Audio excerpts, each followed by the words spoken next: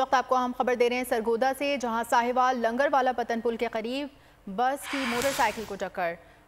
हादसे में मोटरसाइकिल 2 नौजवान जाँ बहक हो और जाँ बहक मेसम अब्बास और अली हसन की लाशें अस्पताल मुंतकिल कर दी गई हैं। बस ड्राइवर मौके से फरार हो गए हैं। पुलिस ने बस तहवील में ले ली है। मजीद तफसीलात जानेंगे बोल न्यूज़ के नुमाइंदे सलमान मौसम से। जी सलमान। जी बिल्कुल, सरगोदा की तहसील साहिवाल के करीब लंगरवाला पतन पुल के ऊपर तेज रफ्तार मुसाफिर बस ने मोटरसाइकिल सवार 2 नौजवानों को टक्कर मार दिया। हादसा में मोटरसाइकिल पर सवार जो 2 नौजवान हैं वो मौके पर ही जाँ बहक हो गए हैं।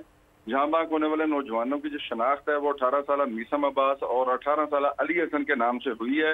ये नौजवान मोटरसाइकिल पर अपने घर जा रहे थे कि झंग से भक्कर जाने वाली जो मुसाफिर बस है उन्होंने उसको टक्कर मारी है। लाशों को इस वक्त तहसील हेडक्वार्टर अस्पताल साहिवाल मुंतकिल कर दिया गया है, जबकि हादसा के बाद जो बस ड्राइवर है वो मौके से फरार होने में कामयाब हो गया था।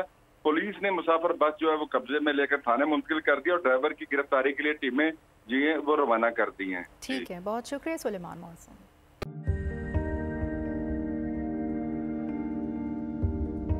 कैसे कैसे सितारे डूब गए, खूबसूरत नजारे डूब गए, ख्वाबों के सभी किनारे छूट गए, गमजदा दुख के मारे डूब गए।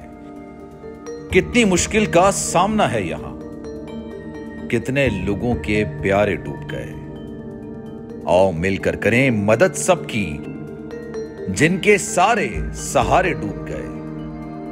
आजमाइश में मिलकर एक हुए, नफरतों के इशारे डूब गए। कितने प्यारे हमारे डूब गए। कौमी सानहे की सूरत हाल से लम्हा बलम्हा बोल रखेगा बाखबर। गम की इस घड़ी में बोल तारकीने वतन के अहले खाना के साथ खड़ा है।